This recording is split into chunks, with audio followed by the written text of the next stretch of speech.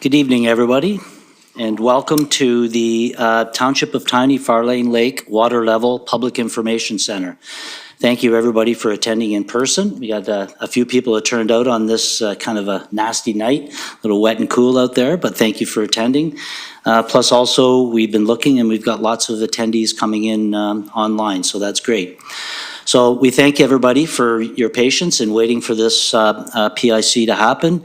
As we all know, this was an item that was brought up to council, and council has directed staff to hold one of these public information centers so that we can provide an education to all of the residents of Tiny, but more specifically for the people that are impacted within the Farlain Lake area. So to get things going, for the agenda this evening, as you can see, 6 o'clock. We started at 6 o'clock sharp. Just did a very general introduction. Then the agenda review. Mayor Evans will have a short introduction for us. And then we'll go through some housekeeping and protocols for the PIC meeting. Then we'll go into, I'll provide a very general Farlain Lake overview. And we have Sid Vanderveen, the Township Drainage Superintendent, will be here to give us an overview of the Drainage Act, which I think everybody will find very interesting and educational. From there, we'll have a Q&A session, and then we'll go through some next steps, and then how to provide input and comments in the post-PIC. And we will be ending right at 8 o'clock sharp is when the PIC will be finished. So through the Q&A session, people that are online will be able to ask questions also. So everybody will be involved. So right now, I'd like to introduce the mayor, Mayor Evans, and he's going to have a little chat for us. Director Leach, thanks very much, and good evening, everyone, and welcome. On behalf of council, a couple of members here today, Councillor Loca and Councillor Burnell are here in person, and I believe the other two members of council are online. We want to thank you for attending here today. I see a lot of obviously longstanding members of the Farlain Lake community, and I want to pass along our appreciation for you, those of you being engaged in this process. We recognize the value that Farlain Lake has to Tiny Township, and this process is a reflection of that. Why are we here? High water levels, shoreline impacts, and uncertainty with the future. Obviously, this year was a cataclysmic and event, but these have been going on for a while. In some cases, some of you have told me since 1970, off and on. So it's something that council gave direction to, as Director Leach said earlier this year, to come up with solutions, to go to staff and to come up with solutions, and this is part of the process. I really like this process. I like the PIC process. We've used this in other issues or in information sessions as well. It provides a fact-based process, outlines the processes, and identifies possible future steps. So that's where we are today. So I appreciate that. I do want to recognize as well, I know some of you that are familiar with the SSEA, Severn Sound Environmental Association. Our efforts in Farlain Lake and throughout the township will continue to involve the Severn Sound Environmental Association. They're an integral part of not just this issue, but maintaining and improving and managing the environment in Tiny Township, and we appreciate their input. We have been advocating for inland lake water monitoring. We did do a presentation which is tied to your issue at AMO in August this year.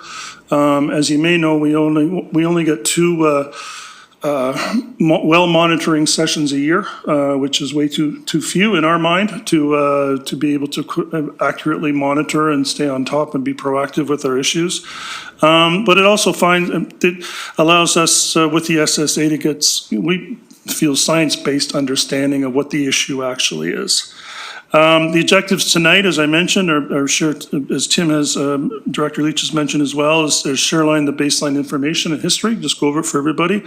We're going to get a great technical overview from Sid Vanderveen, one of the most esteemed drainage experts in Ontario. So Tim told me to say that. No, I'm just kidding. You've been a great help to us. This was another council initiative that we did 2 years ago. We approved the hiring of a drainage specialist because these issues are prevalent not just in Farlain Lake, but our entire community. And we're going to talk about options and processes under the Drainage Act. In closing, I won't take too much long. Tim gave me 2 minutes, so I want to be quick. But again, I want to just thank you for being here today. I want you to know the township is committed to come up with solutions that make sense for the entire community. And I'm really interested to learn more about the issue and get our next steps in place. So thanks very much again, and hope you enjoyed tonight's presentation. Thank you, Tim. Thank you, Mayor Evans. Appreciate that. Okay, well, let's get into the session right now. Just go through a couple of housekeeping items so that everybody can understand how the process will work this evening. The process and what we're providing tonight is educational, and we'll be looking for some feedback based on the water levels on Farlain Lake. The input from the PIC will assist in the planning so that staff can develop a report and get back to council at a future date. The PSA will provide information on what part of the township may play and potentially assist in the study for the water levels on Farlain Lake that we will be looking at and reviewing tonight. We will have a Q&A session after the presentation, so we won't be taking any questions during the presentation. So if we can ask that you refrain from any questions or comments until we get finished, myself and Sid, and then we'll have lots of time for lots of questions. The questions will be responded in order of receipt, so we'll try to alternate between people that attend here and what we have online. We'll go back and forth. If we run out of questions here, then we'll just go online and vice versa. So people online are able to, you can either watch on YouTube or they can register in where they can actually ask questions for those that aren't in this area. We felt that was important, especially for the Farlain Lake area that does have some seasonal and full-time residents. So this gives everybody within the township lots of opportunity to participate. In addition to that, the recording, this is being recorded, live recorded, so that'll be available on YouTube after. So if people were busy this evening, they're going to be able to take a look at the presentation, or if you just thought it was so awesome, you'll be able to go and watch it time and time again. Yeah, make sure you hit likes on it. We're trying to really jam that up. We're going to ask that just to make sure that we get through all the questions, 2 minutes per question, just so that we can be fair, so we can get all the questions. We will be able to see what's online, so if within the 8 hours, if we don't answer all the questions, we at least have them, and we'll be able to utilize those questions when we develop a report for council at a later date. We do ask that no repeat questions or no repeat comments. So if a comment is made, it's being recorded, we understand what it is, so things don't have to be said time and time again. And again, that makes sure that we can get through all the questions. And at the end, if we have some extra time, then we can take some more liberties and maybe try and address questions differently. And we always have to say this, statements are inappropriate, anonymous, or repeat questions will not be addressed. And we just ask that we treat this all with mutual respect between all the parties. We're here to provide education for yourselves, and your role obviously is to help us understand what some of your concerns and what some of your comments are. And lastly, if you can just make sure your cell phones are off, so that we don't have, that's always the standard thing. If anybody does need to use a washroom just for some safety protocols, if there's an emergency, our exits are here and out that back door. This back door leads out upstairs to outside in the parking lot. This door leads outside where you came in, just in case if there's a fire or something and any of the blocked or these exits are blocked, then you know how to get out of the facility. Second of all, for washrooms, there's a universal washroom as soon as you go out this door, the very first one here, and that's a universal women's washroom, and then the men's washroom is over here. So if anybody needs to use the washroom, please feel free to use them throughout the presentation. So some of the goals that we're looking at tonight, we want to provide the public with a process for the Drainage Act. I think it's important, and that's really one of the meat of this conversation, is to understand what the Drainage Act is, how and if it can apply to the situation, and how do we utilize that, and how do yourselves utilize that process and that mapped out Drainage Act in order to achieve some of the goals that you want. This does allow the public to provide comments and ideas. As Mayor Evans indicated, we've used these PICs many times, and it's a great way for the public to be involved with a very set agenda and using this as education. Through the goals, we're going to be able to understand what some of the costs and the responsibilities are. And fortunately, and Mayor Evans, although we said it tongue-in-cheek, we are very fortunate to have Sid here. He is the top drainage person in the province of Ontario. And I don't say this, but when Sid walks in a drainage room, he's a superstar. So we're very fortunate to have Sid with us. There's nobody more knowledgeable on the Drainage Act than Sid. This will also let us set, I know that he's not going to be able to fit out the door after this, but we had to get him a bigger car to get home with. And then we're going to be able to set some future targets and some future updates, which I'm sure everybody in here is very excited to find out. There will be a staff report that's going to come to council. I don't have dates set up. It's going to take us a time to digest everything and put it all forward, but we want to make sure we do this right, we do it properly. So that's what takes time to do a good, solid report. And then we'll be discussing those in that report, some options and potential, the extent of the township and what the township and the residents' role will be throughout this process. So we'll go into a bit of a background, and I know I'm not going to say anything in here that everybody already doesn't know in this room. I know we have a lot of longtime residents that have been involved with Farlain Lake ever since they were children, and a lot of family generational cottages and homes. But just as a very brief summary, Farlain Lake, it's a kettle lake, downstream to Second Lake, known as Kettles Lake, and Janak Lake, and it was formed during the last glacial period. They're basically formed when blocks of ice are trapped in glacial debris, melts, and then the meltwater fills up the depressions, and then the deposits around the melting ice block. And that's just from some quotes from previous thing. Farlain Lake is unique that it really has no surface discharge, and it classifies it as a seepage kettle lake. It is mainly groundwater fed and is the groundwater recharge zone. It's quite a large recharge zone in the impacted area that benefits from Farlain Lake. It's quite a large, and we'll have some maps that do show that. And it's fed, there is some other tributaries that flow into the lake. Some are intermittent and some are continuous. And a lot of it's as a result of precipitation and snowmelt, as we all know. Since there's no real surface drainage, the lake levels are susceptible to a higher degree of seasonal and yearly fluctuations. And not having that outlet can lead to high water levels in years with greater average precipitation. And while steady groundwater inputs prevent abnormal low waters in years with below average precipitation. So outlets include evaporation and seepage for the lake. We just brought up I put some pictures in here, and you'll see some historical pictures. And what we just wanted to show is some of the changes that historically have happened throughout the lake. 1931 and 1924 aerial pictures. The lake really hasn't changed that much in that much time. And when we think about the geology of our Earth, this 100 years is a blink, and it's a fraction of time. So, but one thing there is that there's significant development is evident around the lake since that time frame, and there's no direct connection to Second Lake. And we're going through some of the pictures, and we just saw some of the older pictures of the lake. And again, these will lead into some of the things that we have to look at when we're doing our studies is some of the impact of development. And you can just see from some of the pictures of what, I didn't do, boink. Multitasking, sorry about that, on this. And you can just see some of the historical cottages, some of the lakes, and some people in here probably recognize some of these pictures. But it just gives you an idea of some of the changes that we've seen from Farlain Lake of years before and Farlain Lake of today.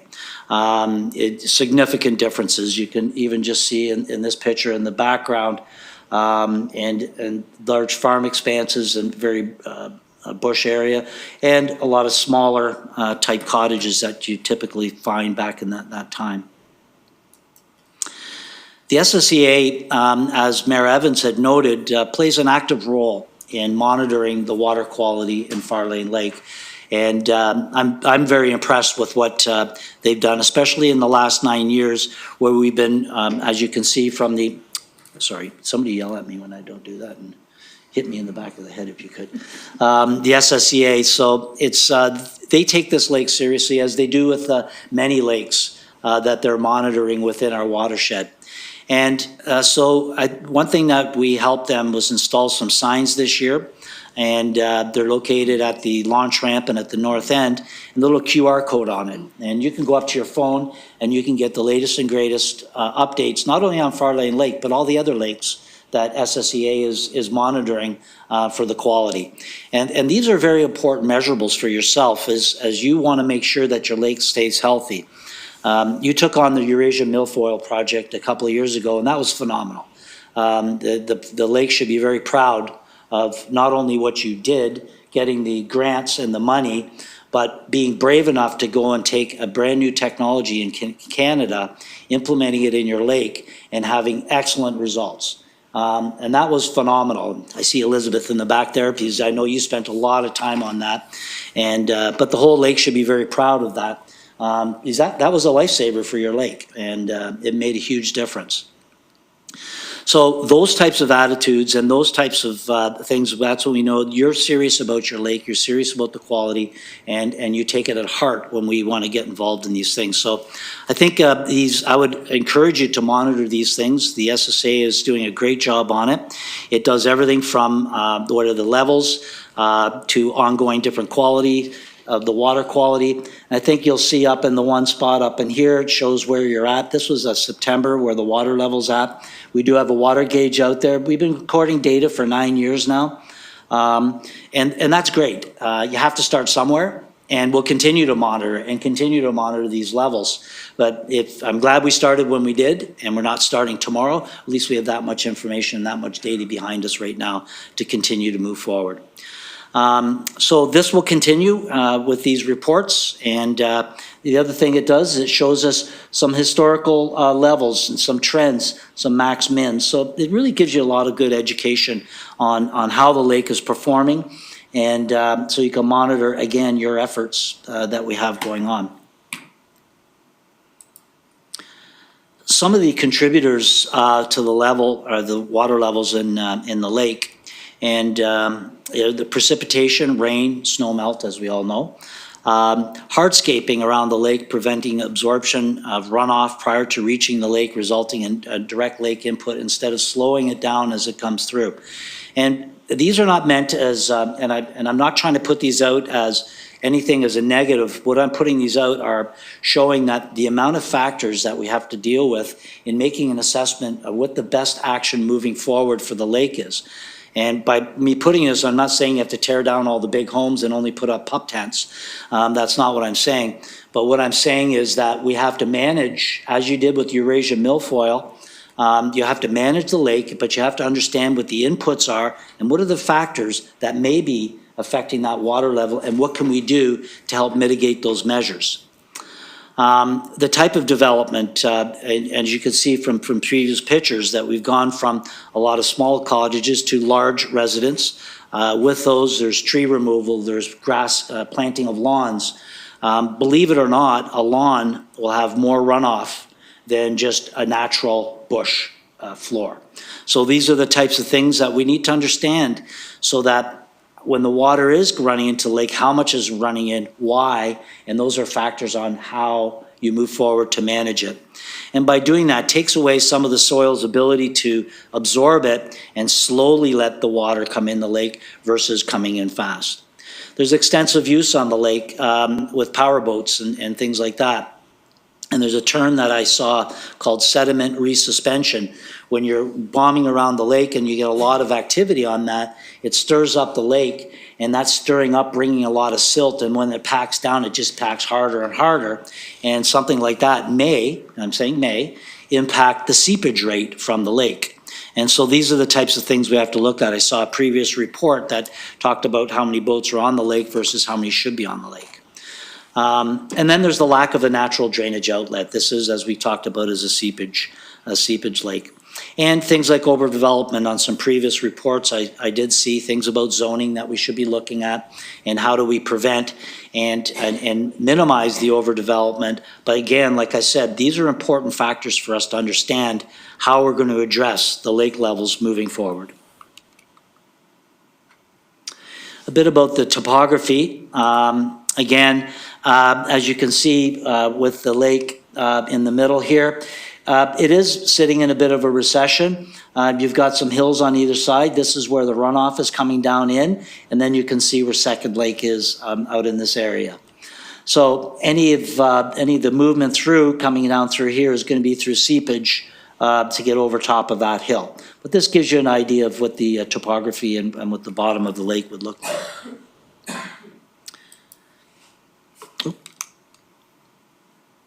Okay.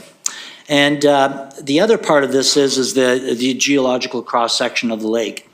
And again, I think what you can see in here, you got Farlain Lake. On the sides is a very sandy soil that will absorb water at a quick rate. It'll allow it to percolate down. And the beauty of what we do have in Tiny, and some of the reasons why we have such great water, is the sand we have. All that water passing through the sand is great filtration, plus some of the swamps and everything else that we have that help us keep we're very fortunate with clean water. Farlain Lake, as it states, is about a 1 square kilometer, and it supports about a 14 square kilometer catchment area. So it's a small lake, a large catchment area that flows down in towards this lake.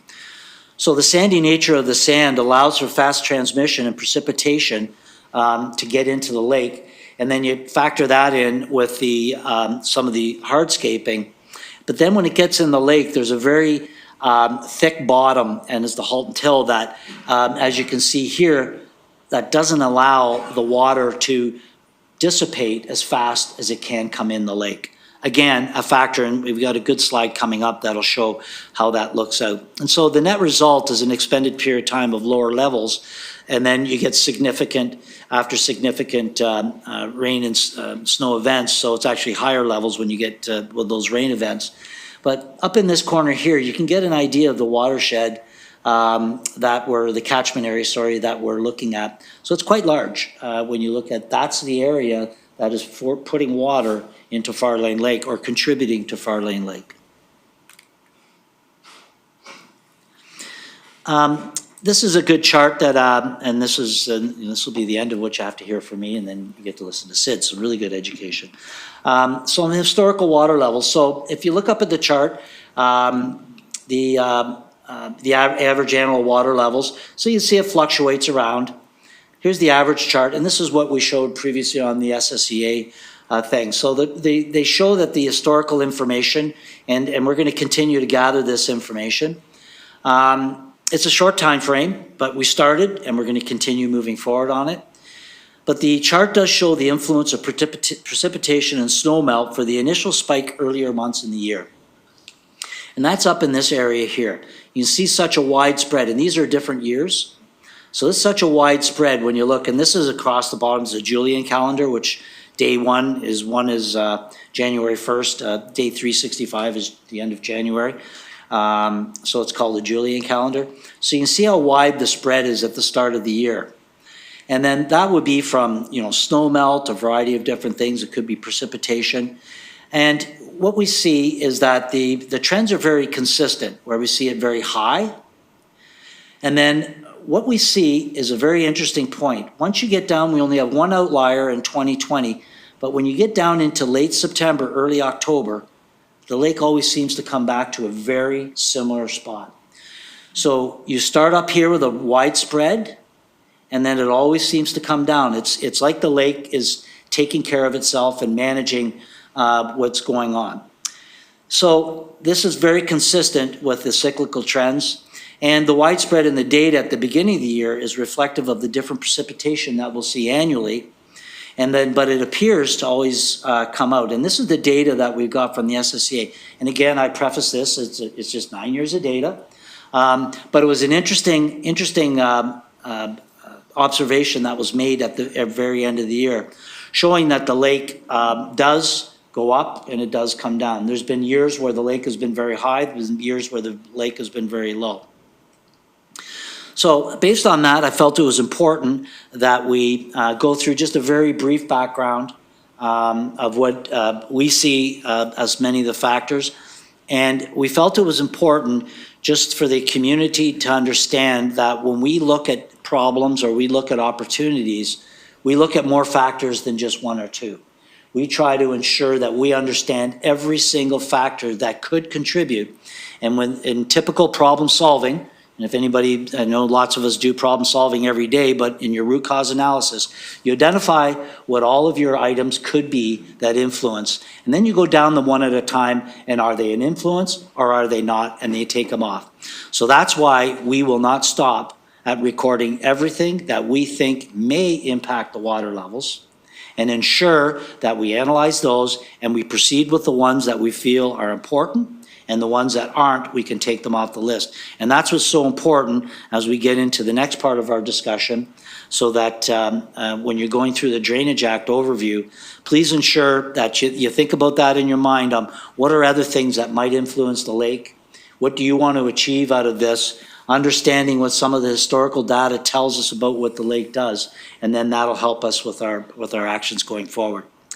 So thank you for listening to me. I know it's not always the easiest thing, so I do appreciate that. And right now, I'd like to turn the floor over to Sid Vanderveen. And again, Sid comes to us from Burnside Engineering, and he is through council resolution. He is the superintendent, drainage superintendent for the Township of Tiny. So thank you, Sid, for joining us today. And I'll flip the slide over to that, and you can have that, and then you'll take over. You got to put your microphone on. Perfect. Thanks, Tim. I'm going to talk, Tim mentioned that I'm drainage superintendent. I'm going to mention a little bit about that later on. I do want to start off by saying I know nothing about Farlain Lake. I can hardly pronounce it. I do know about the Drainage Act, and so that's what my discussion is going to be about, is to try to give you an overview of the Act and help you to at least have a broad understanding of how it works and how it could possibly be used to provide a resolution to some of the issues. One of the places that I start, though, is why do we have a Drainage Act? Believe it or not, we've had a Drainage Act since 1859, which was before we were a country. And so there's a lot of actually drainage systems that have been built under the Drainage Act. If you go down Highway 400 and you go through the Holland Marsh, that's all Drainage Act. The marsh is not there without the Drainage Act. If you go down Highway 401 and you go to Chatham, Kent, and Windsor in that area, just about every water course that you go over is a municipal drain built under the Drainage Act. So it's not something new. It's been used fairly extensively, not necessarily in this area. So I want to talk a little bit about why we have a Drainage Act in the first place. And so here's my non-lawyer Law 101. So don't criticize too hard my simplified version of things.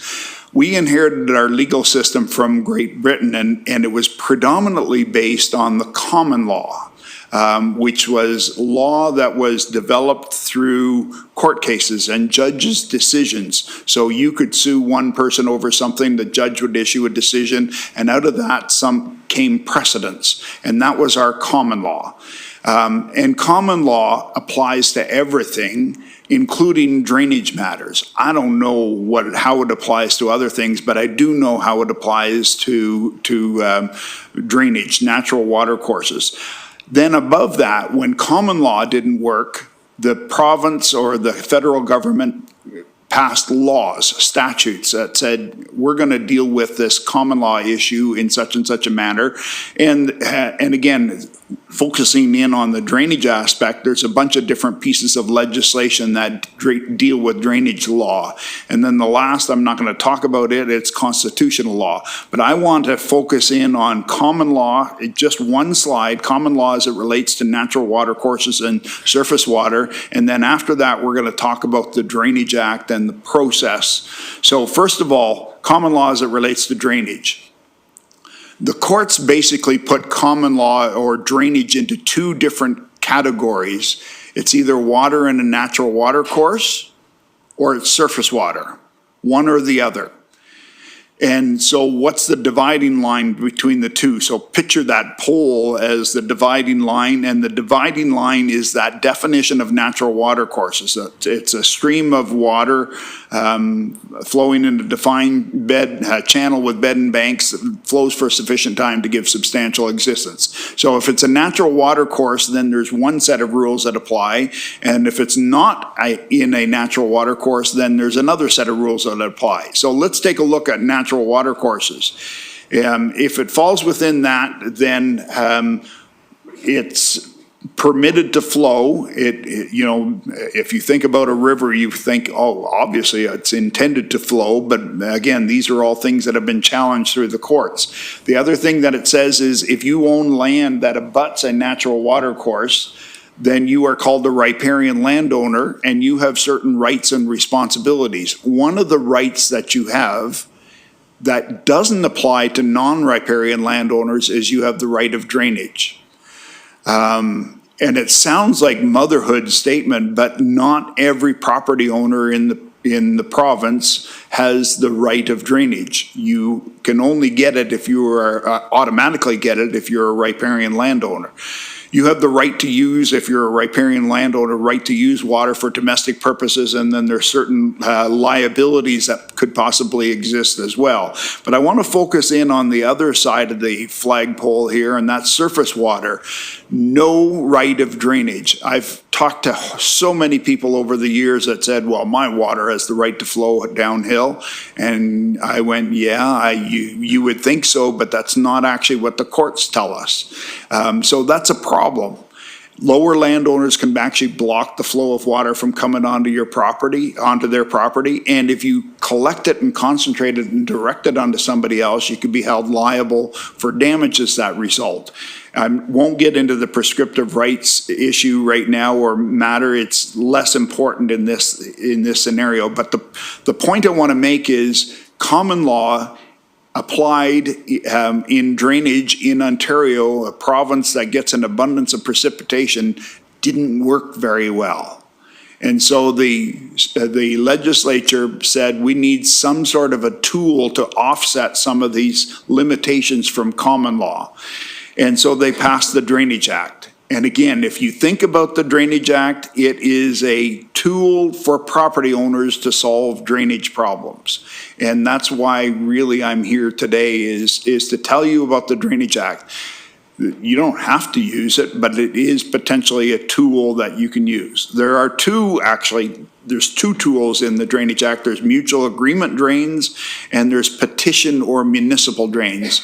Agreement drains are usually small and they're between 2 or 3 property owners. I'm not going to talk about those. I want to talk about the petition or municipal drains. And here's a summary of the process. It starts off with a petition form. Now, this is actually a legal document. I'm going to show you an example of a petition form later on. So it's different than property owners petitioning council to have garbage pickup twice a week or whatever it happens to be. This is actually a legal document specified by regulations. So it is defined by the legislation. Council would take this petition and they would consider it and they make a decision, and then council notifies the petitioners, and there's a few other parties that would be notified as well of council's acceptance of the petition. And then council appoints an independent engineer. And I use the word independent. The engineer is supposed to be impartial and fair and not show favoritism to any property owner in developing a solution to the drainage system. Then the engineer has a site meeting with the property owner. So if it was applied here, they might grab a site close to the lake and meet with the property owners, or they'll come into the township office and meet there. And then there is an option for a preliminary report, and I want to expand on that later on. And so I'm going to provide some additional detail on that later on. So then the engineer goes and does his investigation or survey and develops a solution to resolve the drainage issue. For most situations, it's a pipe or a channel. Will that work for Farlain Lake? Not necessarily, but they'll do the design and investigation. The other thing that the engineer does is drafts a final report, and then the engineer would say, okay, we've done our investigation, here's what we've come up with, or here's situation that we think will resolve the problem, and what do you think? Get some feedback from the property owners. And then once that feedback is received, then the engineer files the final report, which again contains the drain design, the estimate, cost sharing. And I'm going to circle back to that later on and focus a little bit more on what the cost sharing means.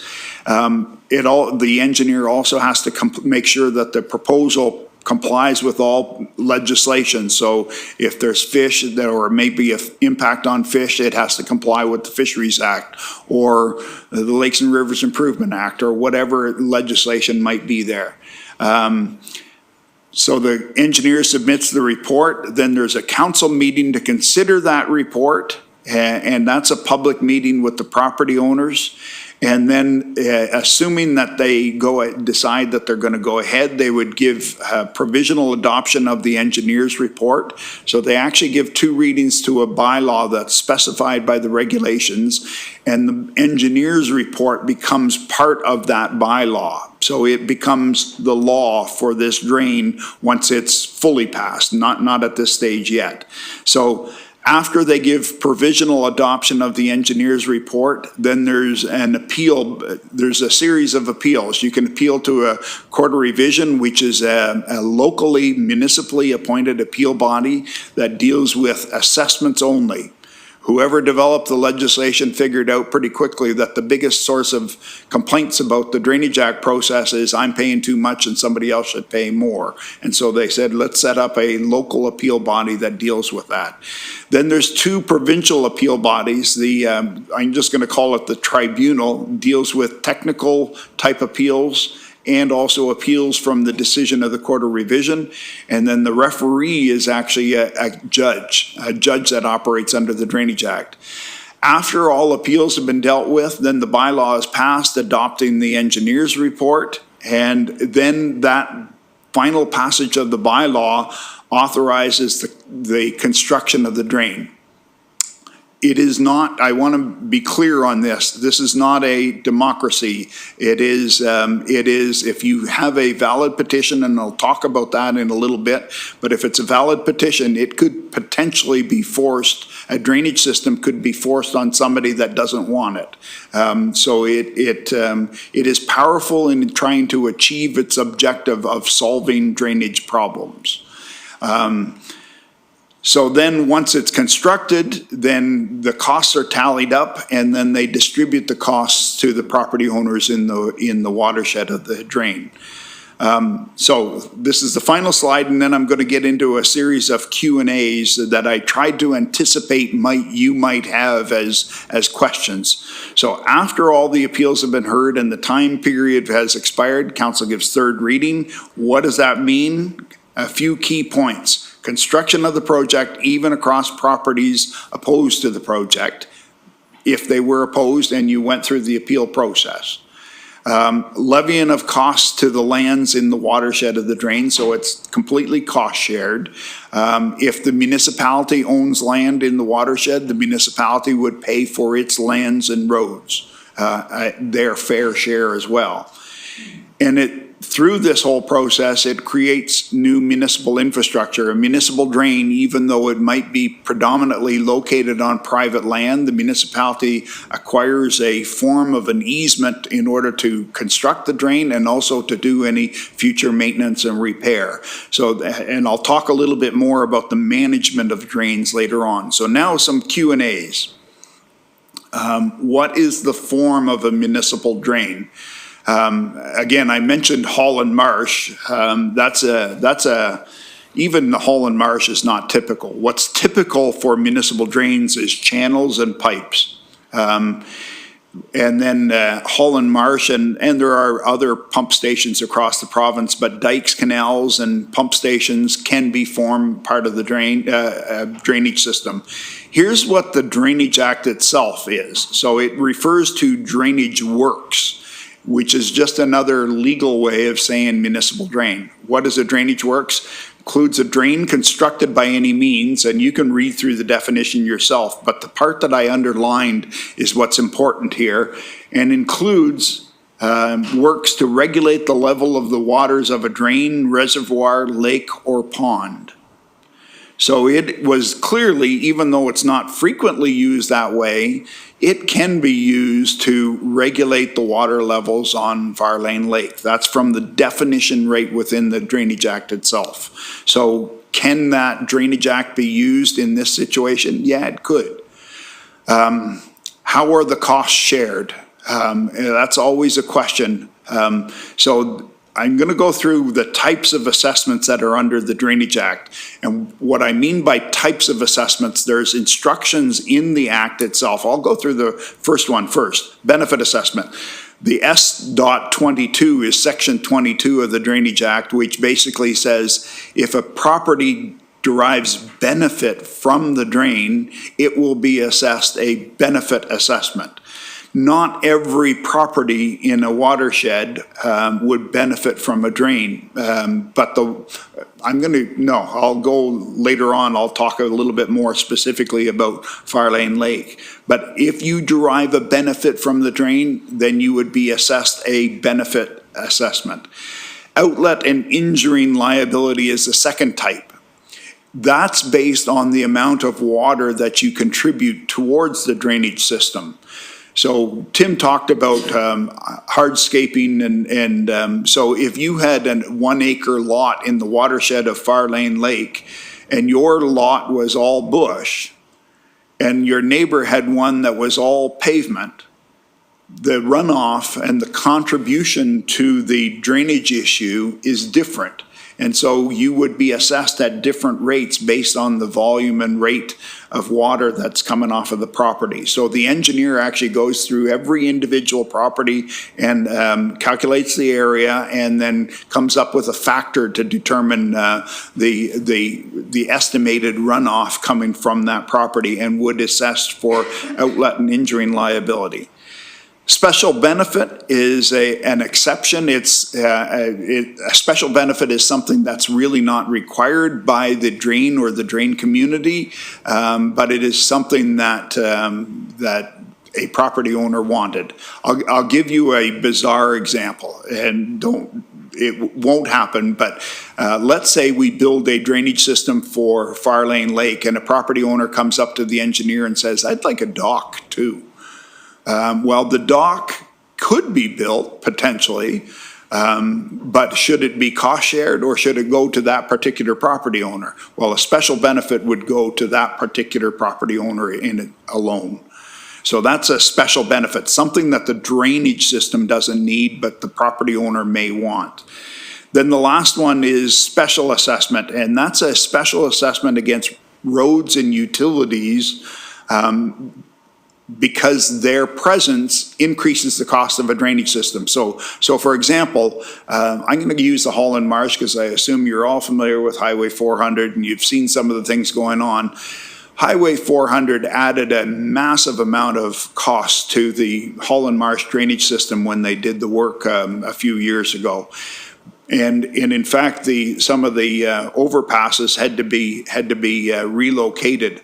MTO got assessed the vast majority of the cost of that crossing structure itself because of this section of the Drainage Act, Section 26. So if there was crossings that had to be built as part of a drainage system or a drain that needed to be relocated because of a gas pipeline or whatever, then those utilities or road authorities would be paying those increased costs. So here's Farlain Lake, and this is a slide that JF gave me. Then it shows both the lake and the watershed boundary. In my mind, who would be assessed benefit? I'm assuming, and again, remember, I started off by saying I don't know the Farlain Lake. I would assume that all the the lakefront properties are going to get a benefit from whatever drainage system is built, if it's built under the Drainage Act. So I think in my example, and again, it may not be accurate, those properties highlighted in yellow would be assessed benefit. Now, who gets assessed outlet? Outlet liability would be assessed to every property, would be assessed to every property within the red line. So basically, every property that contributes water to the lake would be assessed a share of the cost. Who's going to get the biggest share? The benefiting property owners. The smaller share to the other property owners that are contributing water. Who's responsible for managing municipal drains? Well, once it's constructed, I mentioned this earlier, the drain becomes part of the municipality's infrastructure, and the municipality has a responsibility to manage it. So again, don't take anything from what I say as this is the solution we're going to have, but let's say Farlain Lake is managed with a pump station. It will be the municipality's job to manage that pump station in order to keep it functioning. Who pays for the management? It gets assessed back to these property owners again. All the property owners in the watershed of the drain. It's a user pay system. So who's responsible for managing it? The municipality. They can do maintenance or repair. If the drain requires improvements, that can be done as well. They can manage connections to the municipal drain. They can also do enforcement. So if somebody damages or blocks a drainage system, the municipality is given tools to deal with that under the Drainage Act. Who is responsible for managing municipal drains continued? This is where I've been appointed, or Burnside has been appointed as drainage superintendent. And so we're responsible for, on behalf of council, we're responsible to manage these drainage systems. And specifically, I put 4 bullet points here: maintain and repair any municipal drains, and you're managing the drainage systems on behalf of council, provide council and staff with education and advice, but also provide advice to property owners on the use of the Drainage Act. So that's part of my role. How can Farlain Lake use the Drainage Act? So it's initiated by petition. I told you I was going to tell you about that form. It's a regulated form. I'll show you to you in a little bit. What makes a valid petition? So this comes out of a guide that's produced by the Ministry of Agriculture, Food and Agribusiness. They are the provincial ministry that administers the Drainage Act. And they put out a guide. And one of the things that they used as an example is this. Here's an example of what an area that requires drainage. To be a valid petition, it has to be signed by at least one of the following criteria. Either the majority and number of owners in the area requiring drainage, so in that yellowish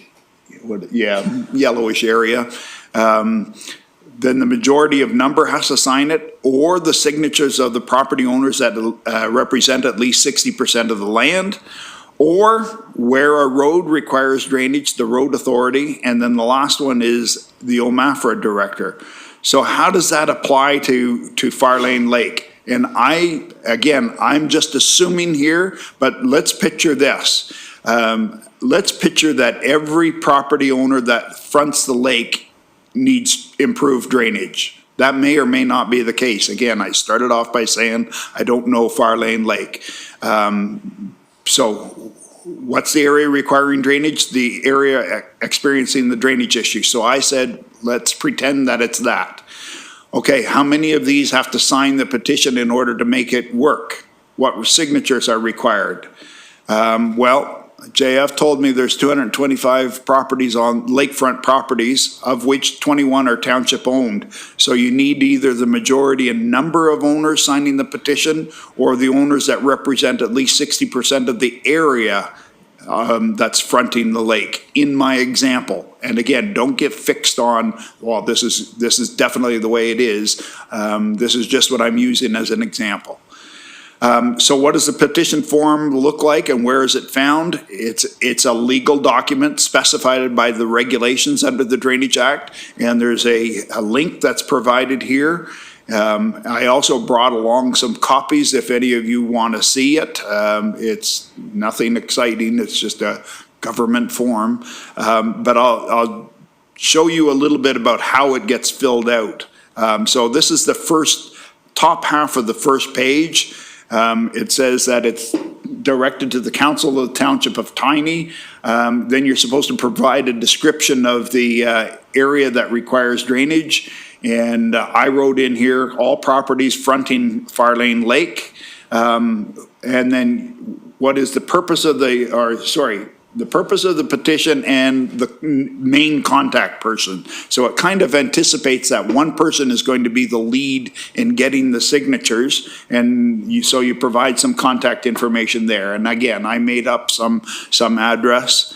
And then it also says in there, hey, by the way, understand that by implementing the Drainage Act, there's a financial responsibility component to this. It's a user pay system. So then you fill out some information about what's required, and this is actually factual. Parts lot 3 and 4, concession 16, 17, 18 of Tiny Township. Improve the drainage of Farlain Lake. That's the purpose of it.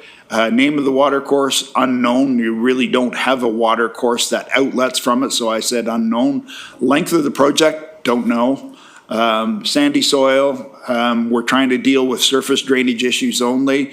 Petition filed this first day of December 2025, and that's it. So now comes the part where you sign as property owners, and there are 3 different categories of ownership. So when you sign the petition, you are actually binding the property to proceed with this whole project. So first you describe your property, and in this case I use the example of 12345 Farlain Lake Road East. And I gave Tiny Township and some fictitious roll number, and then you have to sign it. And there are 3 potential categories, and I'll show that here. You only fill out one depending on your type of ownership. So the first is sole ownership. So if your name is Jane Smith and you own this property as a sole proprietor, you would fill out this Jane Smith, sign it and date it, and you're done. If the property is owned in partnership, then all property owners that are part of the partnership would sign the petition. So in this case, I got Jane Smith and John Smith, they sign and date. If it is a corporation, then you sign as the corporation. So you put the corporate title, name, and the name of the president or whoever is signing authority, and then the date. Okay, so that's the petition form, and there's various, you can make as many copies of the last page of that petition as necessary in order to get the majority. Can you provide more information on preliminary reports? And that might be useful for you. Preliminary reports are an optional step in the process that allows the engineer to investigate different options and maybe even do some studying in order to investigate and find out what the options are that are available, the costs, high-level costs that might be associated with those options, and then develop what might be the preferred approach. Once that preliminary report is prepared, it's filed with the municipality, and the property owners in the area that requires drainage are sent a copy of the preliminary report, and then there's a council meeting to consider this preliminary report where the engineer would give an overview which says we investigated this option, and this option, and here's the rough costs associated with. All of them will solve the problem, but this is the one that I recommend, and you go ahead with that then. And you have an opportunity to provide input into the preliminary report process.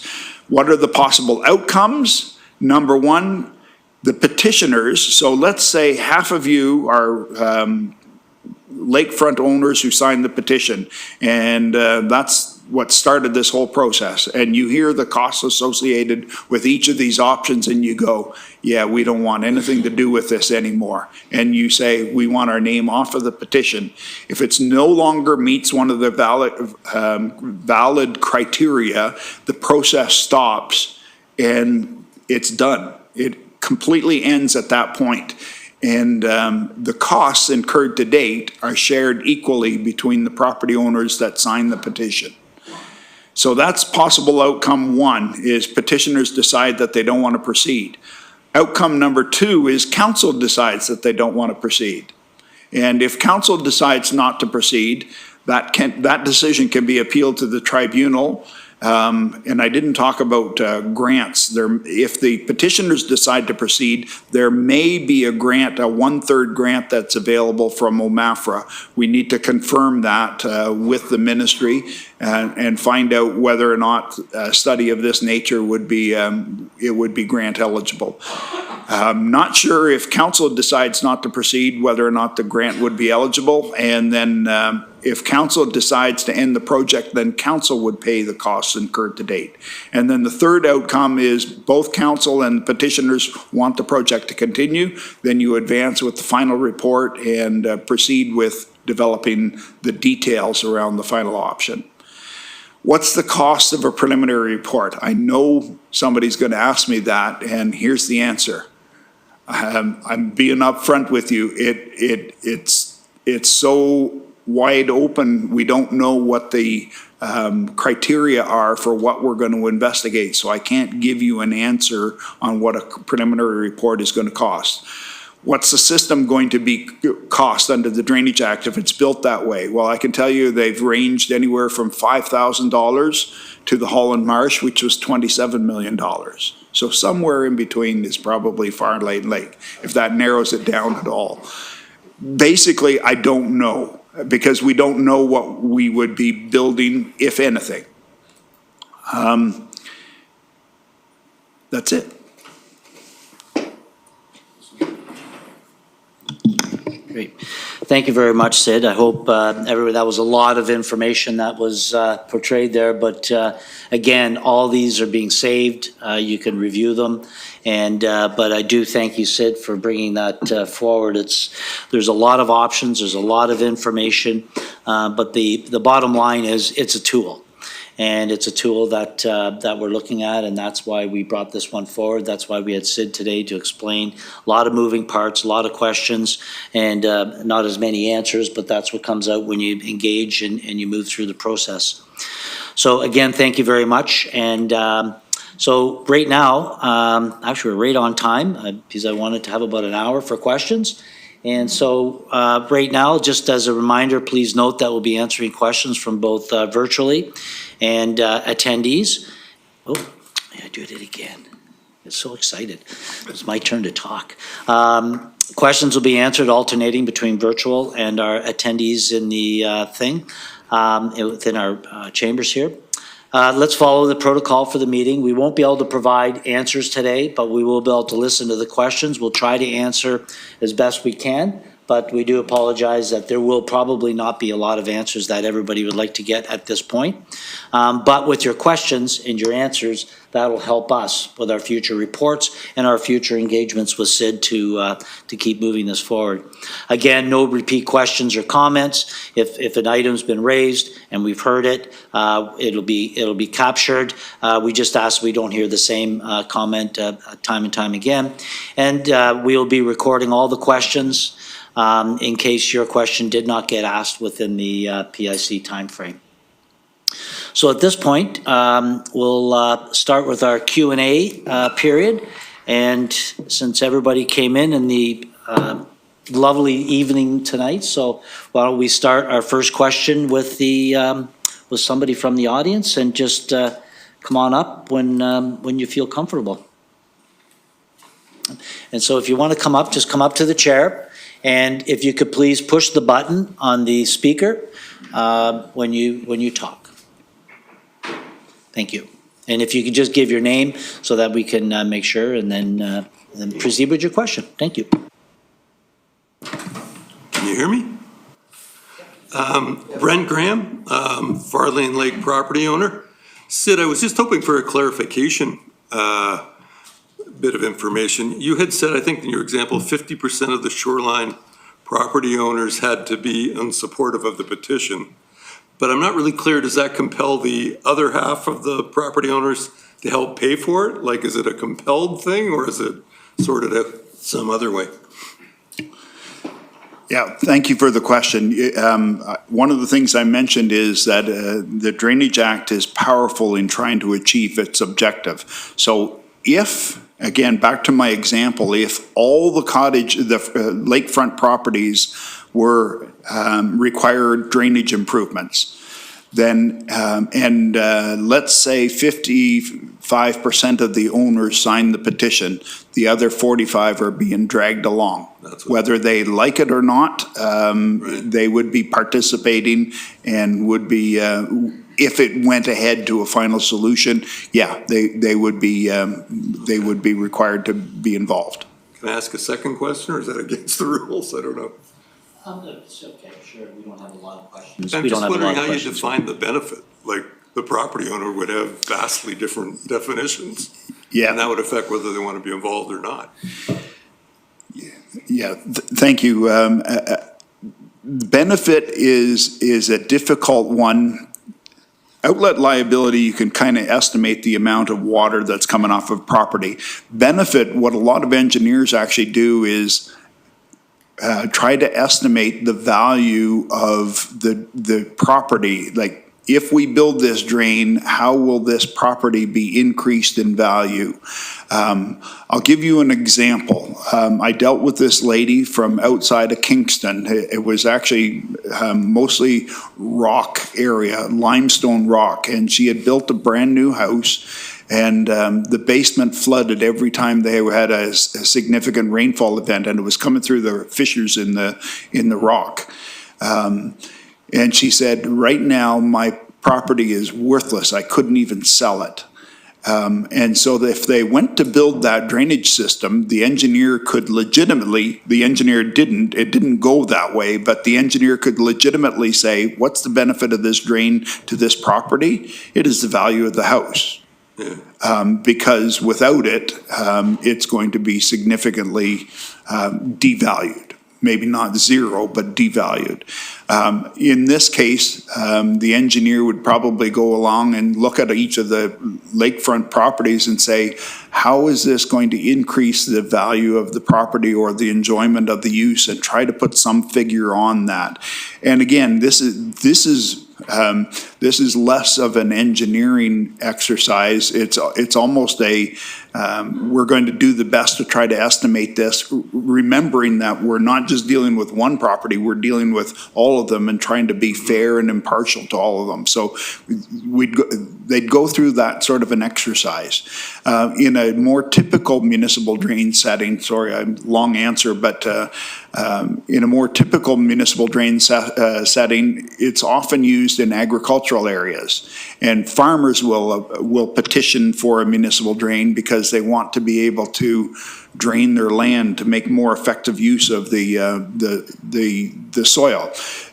So by putting a municipal drain in, a channel of some sort, it increases the value of the agricultural land, and it increases their effectiveness. So the engineer would then go, okay, this drain improves the value of this property more than the one that's further away and has less land or whatever. So it's not there's no clear formula for this one. It's evaluating individually in this case, the engineer would look at every property and go, okay, what's the benefit of this project to this property?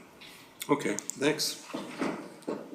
Thank you. If you turn the microphone off, we'll go to a virtual question, but I just want to remind those online that are putting in questions, make sure that there's a name associated. We will not be dealing with anonymous comments that come in, so please make sure you have your name associated with your question.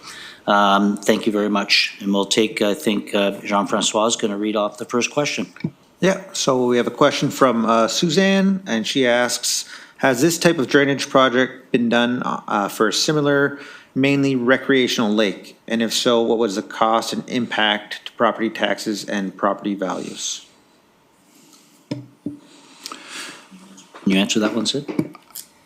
It has, I know it has been applied, attempted to be applied on a lake in northern Ontario, and it failed because they couldn't get regulatory approvals. It's not that it can't be used, it didn't work in that particular case. Is it common to be used in this sort of format? No, absolutely not. It is the exception. But as I showed early on in the definition of drainage works, it includes works necessary to regulate the water table or water level. So there's no doubt in my mind that it could be used in this particular scenario. There was a second part to that question that I may have missed. Yeah, she's asking about whether there was any impacts to property taxes and property values. So if there isn't a positive impact on property value, the drain isn't doing its job. In terms of property assessments, the drainage assessments under the Drainage Act are a separate levy, but they have the same status as property taxes. So if you don't pay your drainage assessment at the end, then it could be added to your property taxes. So I'm not sure if that totally answers it, but hard to estimate exactly what the costs are going to be when you don't know what the project is and the costs associated with the project.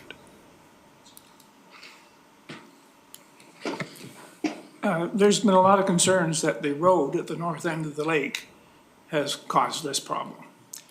Would it be possible to drill some test holes on either side of the road to determine if the water table is different? At this point, and that's why we're going through this process, is we want to manage this through the Drainage Act, and for us to make assumptions, as I noted earlier, there's so many different factors that are involved, and that's why we feel this is the best way. There's no silver bullet solution to this, and maybe that would, one of the engineer reports coming out would put in test holes in various different locations throughout town. Maybe there, it could be in other different areas. So that's why we enter into this type of thing, so we're not solely focused on one particular area and thinking that's a silver bullet.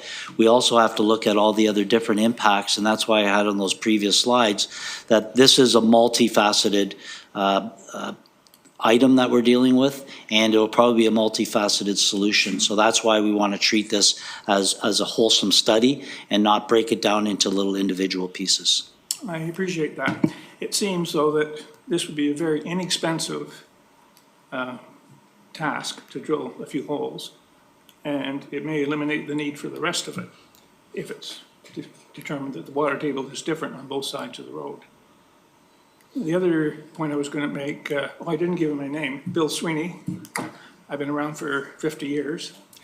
The other point, I think I've mentioned it before, we're pumping water from a lower aquifer on Tim Court, as well as many other people around the lake who have drilled wells. If that's contributing to our rising water level, and it's been going up over the last 50 years, and that's when the wells in Tim Court were put in. Anyway, those are my... And again, now, thank you, Bill. I appreciate you coming up with your questions. And again, that just pointed out again the many factors that we have to deal with. And in any type of problem resolution that I've done throughout my career is you make sure you have all the facts first before you make decisions, and you don't try to solely look at one thing that we think maybe it could be multiple different faceted things for it. And you've just mentioned a couple right there that you feel may be contributing, and doing the proper study the proper way, make sure that we understand what the problem truly is. Thank you. JF, we have online question? Yeah, we have an online question from John Baines. He asks, does the township have responsibility for any conditions created by its road construction and drainage changes? Referring specifically to the new roadway on concession 17 leading to the lake and the culvert under the road. So this is a road we just repaved, I believe, about 2 or 3 years ago. So I think, again, it comes very similar to Bill's previous question about the road, understanding what impact. The road's been there on the north or the east and the west side for quite a long time. It was joined up back in the early 70s, I believe. There was a pathway that went around the lake. It's been around for quite a long time. But I think the one thing that we did see through Sid's presentation is the road would become a factor in the assessment for the, underneath the Drainage Act. The township does own properties around the lake, as we all know. There's some road allowances and a couple of lots. And we also have the road that goes around the lake. So we would be part of that assessment. We would be part of the whole Drainage Act and how that would come in. So we would be partners, the township would be partners through this whole process. Can I add a little bit more? One of my early slides was that triangle showing the different levels of law. And if we're in the, I don't recommend this. Trying to get a solution under common law is expensive, and you don't even know what the outcome is going to be because it involves a lawsuit. So if various parties wanted to start suing each other, the road's responsible, the cottage owners are responsible, or whatever it happens to be, the lawyers would be going, great, this is awesome, but it doesn't necessarily solve the problem. So I do hope that you look at that as a last resort, because I heard a little bit of the implication that there's a cause here.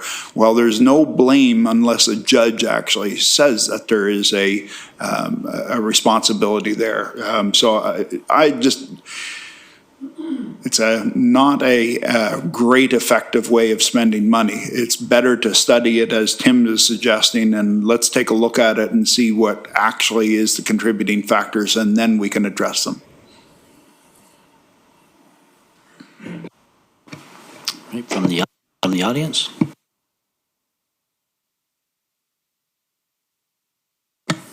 Dave Hussey. Got a question. If we're going to have a petition, somebody I know will probably want to sign that. Is it possible that you guys could put together what the cost would be, like roughly, like what you were saying, it could be 5,000 up to 27 million?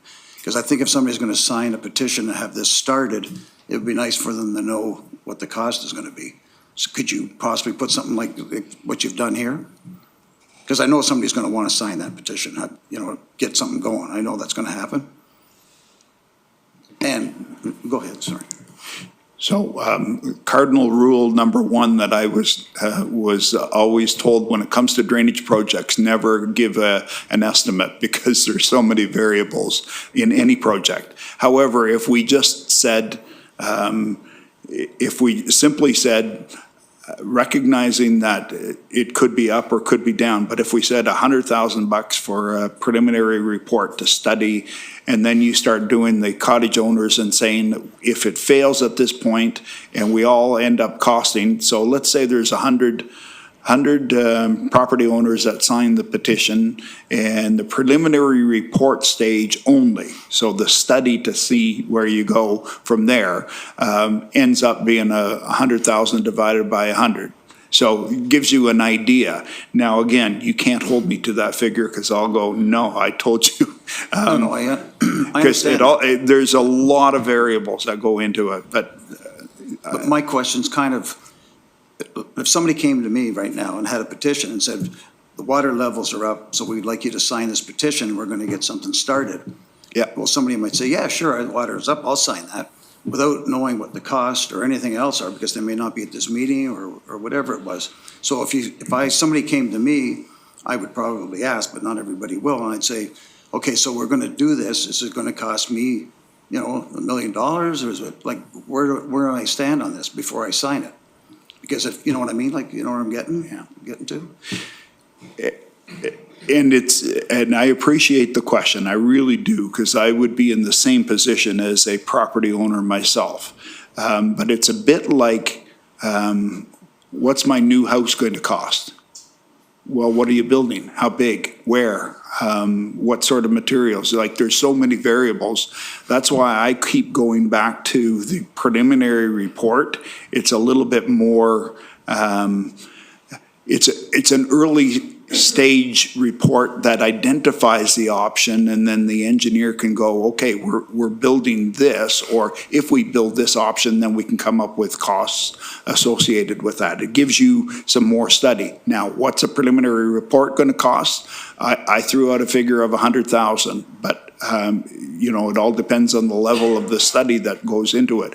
At least it gives you a starting point, and then the preliminary report can identify more. Okay, now, could you give us something like that? So if somebody's gonna sign a petition, the preliminary report will probably cost you at least $100,000 or more? Because like I said, if I'm gonna sign something, I'd like to know kind of where, Yeah. and I think most people on the lake would kind of like a rough idea, because all of a sudden now you come back and say, you guess what, it was $1,000 for this preliminary report. They may not have signed the petition. Yeah, and I am not going down the path. I'm on my road to retirement. I am not going I know to. where you're going, I know where you're going. So you can't give us anything then? Sort of No, a simple- but I gave you figures that were probably further than I should have gone. And that's about as far as I You're am gonna prepared to go. Okay. That's great, thanks. Okay. Thank you, Sid, and that's what you need to, there's so many different factors involved in these studies, and that's, I think, the main point that we're trying to drive home today, is that there's a lot of unknowns within this whole project. We talked about a couple that Bill raised up. I raised quite a few during the presentation about how the dynamics of the whole area have changed since the 1931 picture to the 1924 picture. Those, along with everything else, are all the contributing factors, and it's very difficult to sit here and find that silver bullet. So I hope everybody can appreciate this process. I think Sid went out on quite a limb just a minute ago that gave you an idea.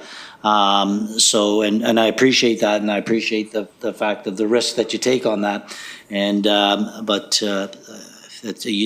that just goes to show, when you're dealing with an expert on the situation, some of the cautions that we put forward about that the costs, what they potentially could be. So, thank you. I think we have somebody online. The next question's from Madeline. She asks, why is council pushing a Drainage Act process before commissioning a hydrogeological study by a qualified consultant to actually define the cause of the water imbalance? How can any drainage solution be considered responsible or effective if we don't first know whether it will solve the problem or make it worse?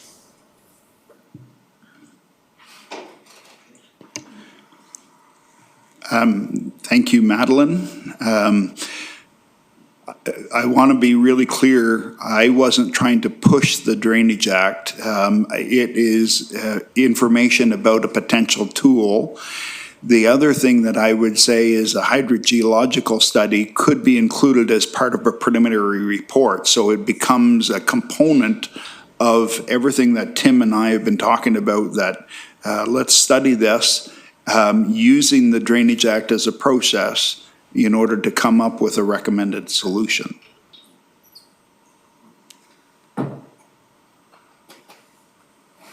Thank you, Sid. Anybody from the audience would like to go next, please?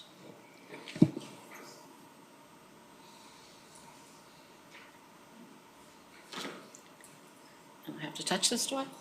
Oh, it's already on, okay. Maybe pull it down a bit, might be, so All right, I'll yell, but I wanted to ask you, you mentioned that you had used this situation already with this gentleman. Who paid for that one? I'm sorry, what's, You said that you had used the, this act already a couple of years ago, no, and it was quite successful? If I may, Tim, I know what she's talking about.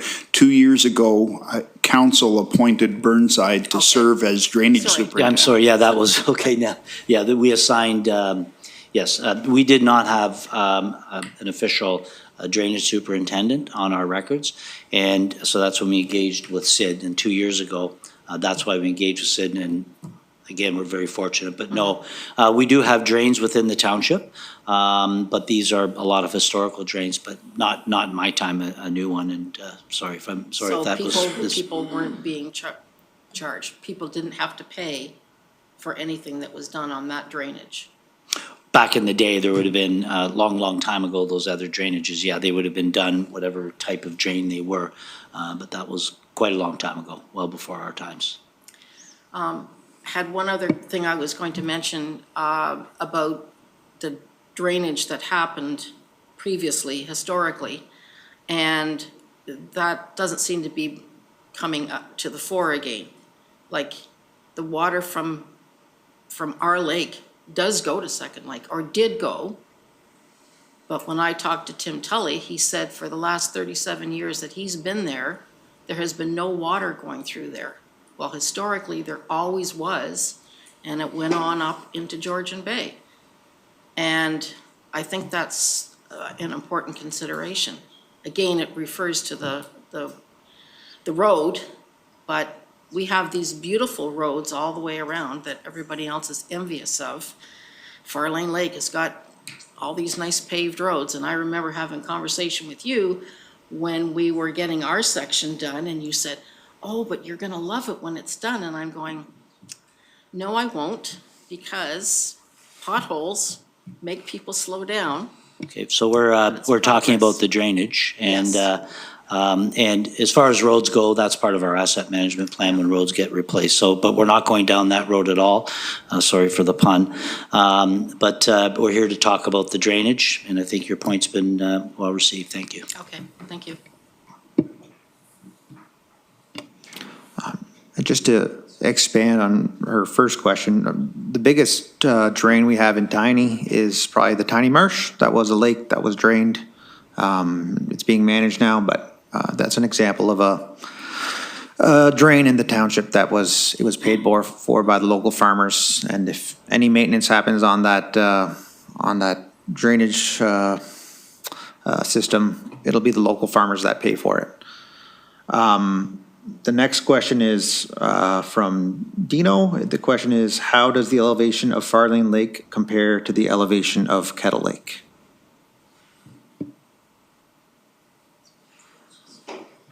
Want me to pull the slide back up?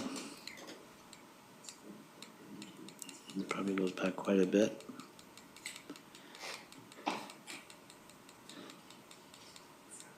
Sorry, but just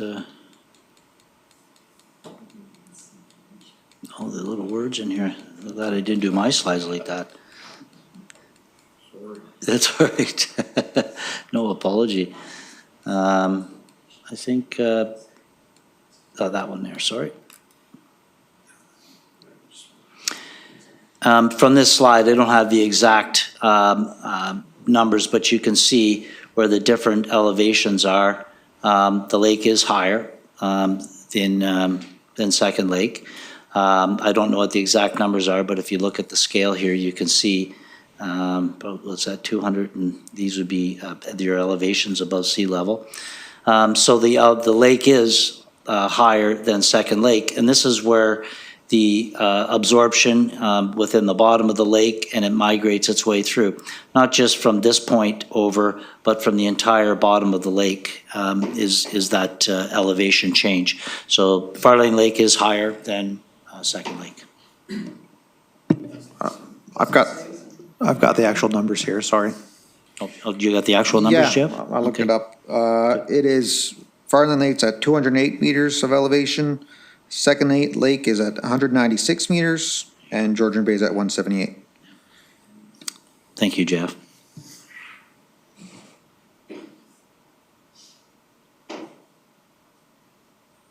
Okay, do we have somebody from the audience that would like to speak next? Elizabeth, come on up.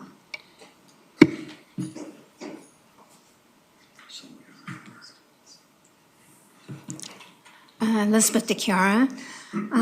Actually, Madeline already asked one question that I had in relation to a hydrogeological study.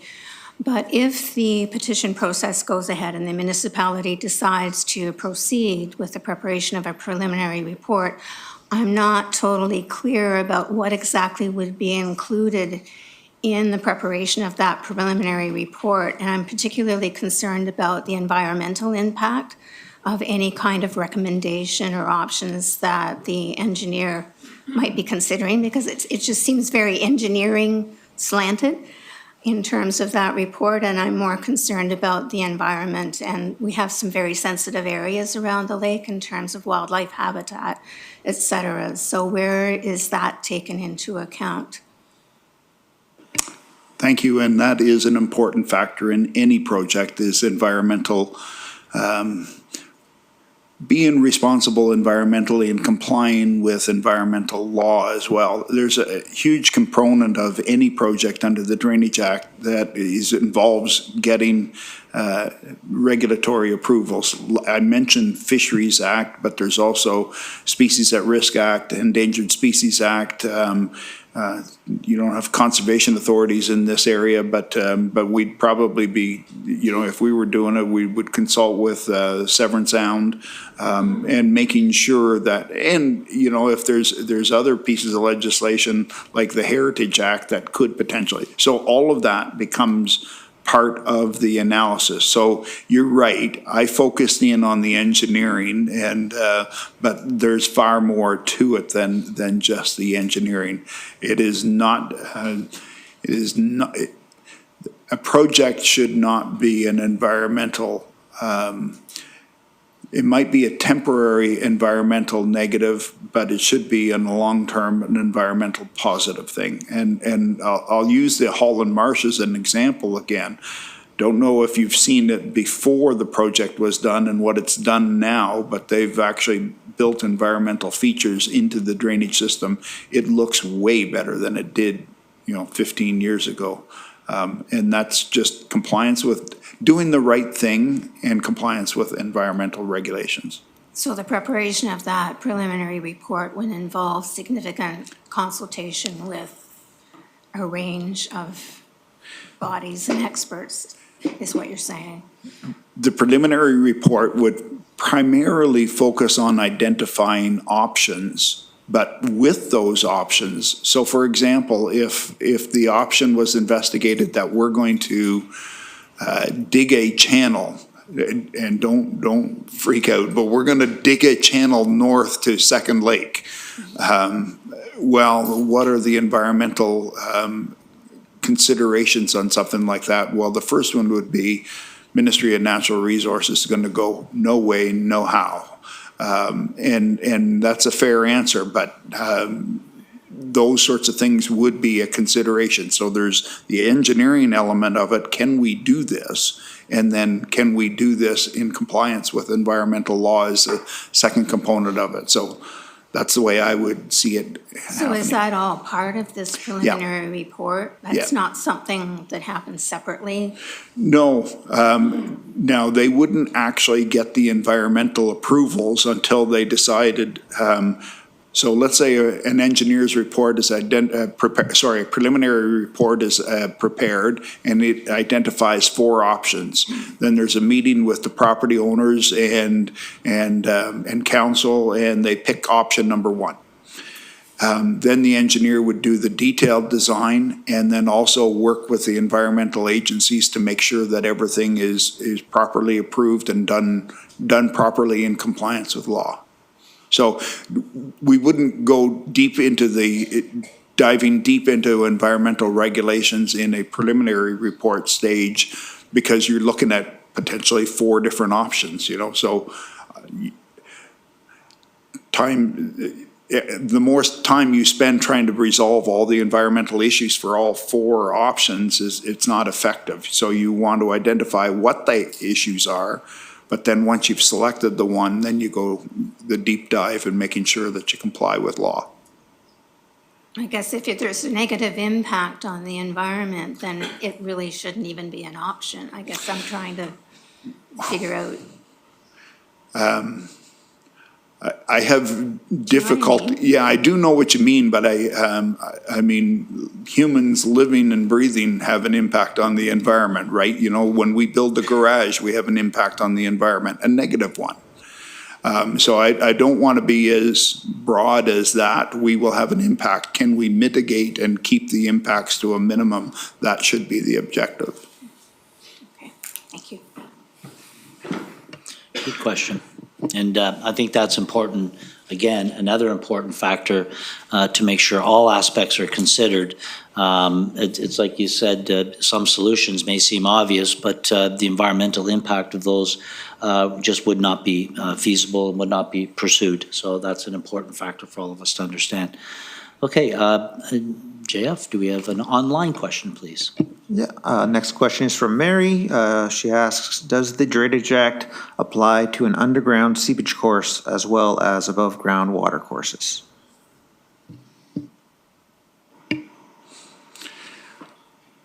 In 35 years, I haven't been ever been asked that before. The Drainage Act, I think and I'm not trying to evade the question, but I'm trying to put it back in the context of the legislation. The Drainage Act deals with trying to resolve areas that have drainage problems, however the cause of those problems. So could it be applied? Yeah. Can I come up with an example? No, I can't. But could it potentially be? Yeah, I could see a scenario where it could be applied to subterranean waters if it's causing drainage problems. That's good. That was good that we actually had a question that you've never had to deal with. That's good, 35 years. Awesome. Do we have anybody from the audience that would like to, because we have online questions, but if anybody, okay, well, oh, yeah, Scott.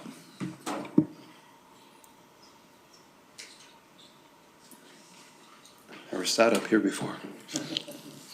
Scott Dales, I'm a resident of Farlain Lake. We've heard the projection of what is the cost. What is the time frame on something like this? Are we talking year, 3 years, 5 years? Like, we don't want to get all, people don't want to, we don't want people getting excited and it's a 5-year program because who knows where we're going to be in 5 years from now. So the people signing the protest may not even live on the lake in 5 years. Yeah. Great question, and I wish I put that question mark, the question with the question mark underneath it, because again, it's really difficult to try to project. But I would guess that your preliminary report, just a preliminary report to identify options and associated costs, is probably going to take at least a year. I mean, you're not. You can write something quicker, but you want to have an informed report. And back to what Tim was talking about, we need to look at stuff. You know, we need to potentially do a hydro-G study and find out what's going on. And those things don't happen immediately. So I would guess that just a preliminary report is probably going to take a year. Okay, then it goes back to council. And then council decides, and then they come back to you, and then, Council and property owners. And by the way, it won't be me. well, not you, but. This kid's going out to pasture. Yeah. Yeah, congratulations, it's a great life. But yeah, so we're talking most likely 2 to 3 years before we actually see groundbreaking by the time you go back and forth. If it happens at all. Okay. Okay, thanks.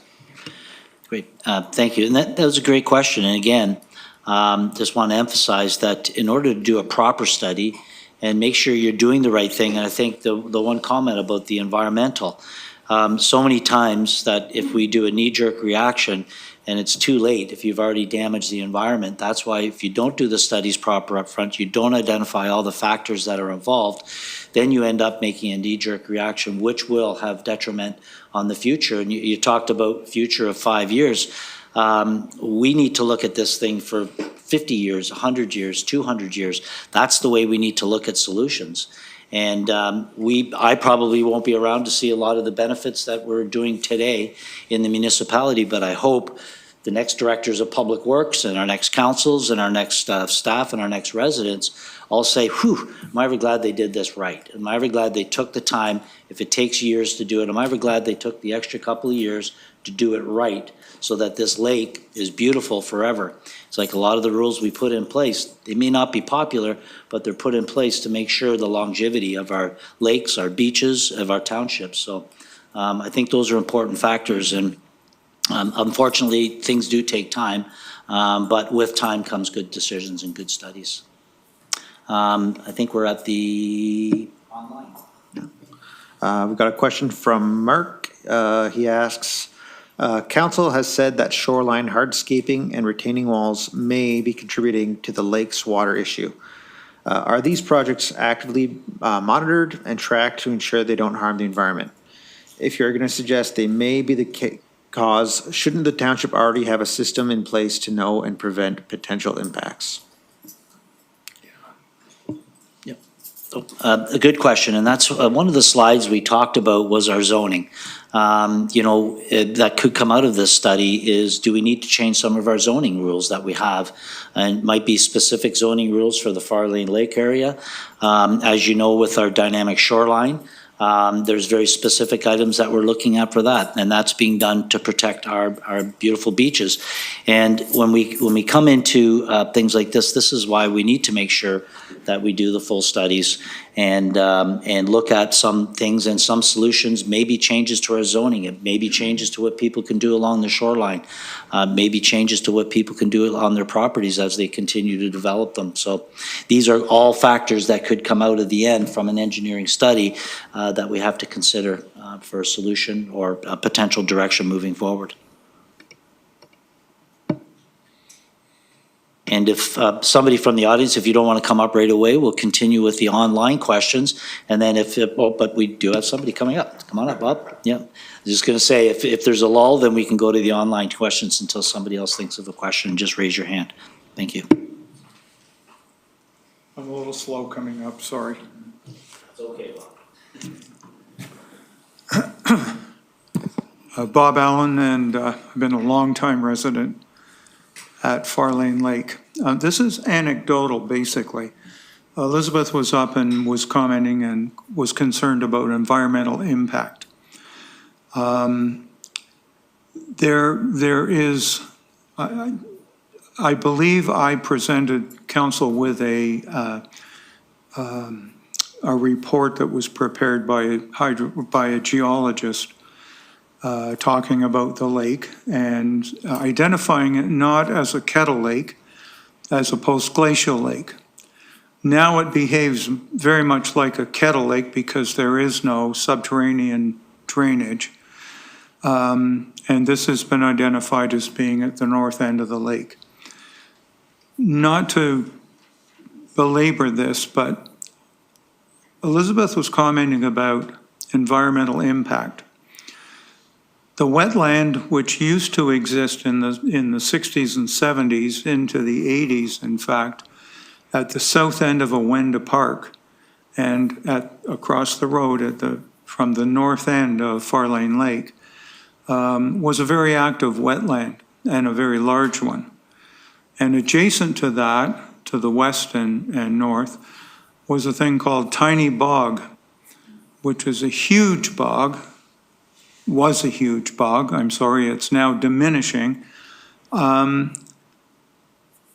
fact that the wetland dried up at the south end of Awenda Park and the bog is contracting back, anecdotally, it doesn't take a genius to say its source of water dried up.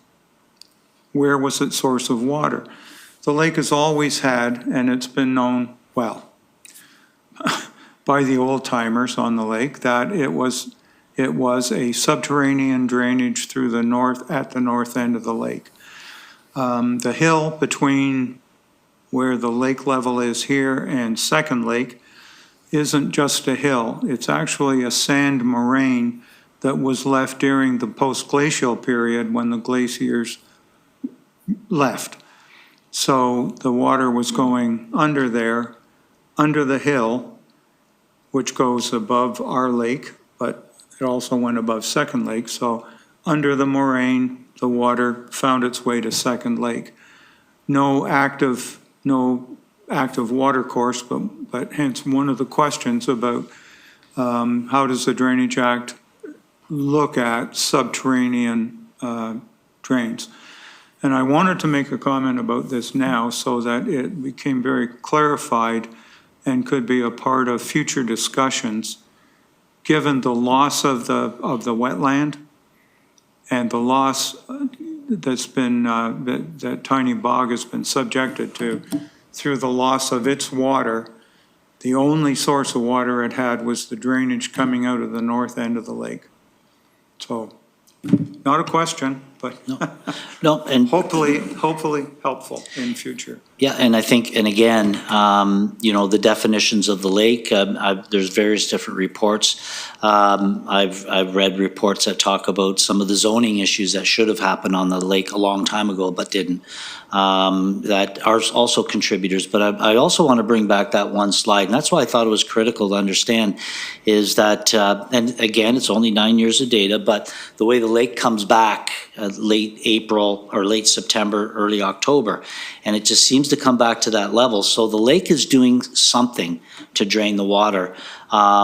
And what factors are influenced by it? I've read one report about the extensive boat use on it, the hardscaping. So there's lots of factors that are driving the water level up. So we need to understand what makes those increases in the water level, but we need to also understand what will allow that water level to come back to that late September, early October level. And I think that's where the study is. And Bob, I know you've done your homework on the lake and its forming. But there's so many different factors we have. You mentioned, again, some very good factors that need to be considered. And that's what the engineering study will do, is look at all these factors. They're going to talk to the local residents. They're going to try to understand what some of the thoughts are from people around the lake. I think Sid is being perfectly honest. He doesn't know the history on the lake. I'm going to be honest, I only know the history of the lake since I've been in this position in the township, and what I've read and what I understand and the feedback I get. But that's where we need the engineers to come in and do the proper report, so we fully, truly understand what we're dealing with and how do we move forward. But thank you for your comments, I appreciate it. Thanks, Tim. All right, our next question is from Rosemarie. She asks, at what point in the process is the benefit assessment determined? I.e., when will the property owners know what the potential exposure might be? Similarly, at what point in the process is the outlet liability determined? Will property owners have an idea of their cost sharing at the preliminary report phase? Thank you for the question. At the preliminary report stage, the property owners will not know what their individual shares are. There's a cost associated to analyzing each individual property and the costs associated with it. And the engineers, once they've gone past the preliminary report stage and they identify an option that they want to go and achieve, then the engineer will design it. The engineer will come up with the cost estimate, and cost includes not only potential construction, but the engineering. There might be allowances, which is compensation that is paid. It could be permits and approvals. It could be all those things wrapped up in the cost. And then they'll take those costs and they'll divide it up using the benefit and outlet liability assessments on each individual property. So, in summary, not in the preliminary report stage. If you expect this preliminary report is going to say this is what you as a property owner are going to pay, not at that stage. It's not until the final report, once they've selected the option and decided to move forward, then the engineer will come up with both benefit and outlet and the other types as well, special benefit and special assessment against the roads and utilities.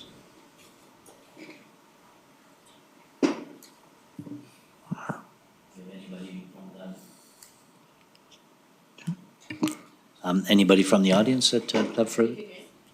Is anybody else want to speak? And then if we, yep, of course.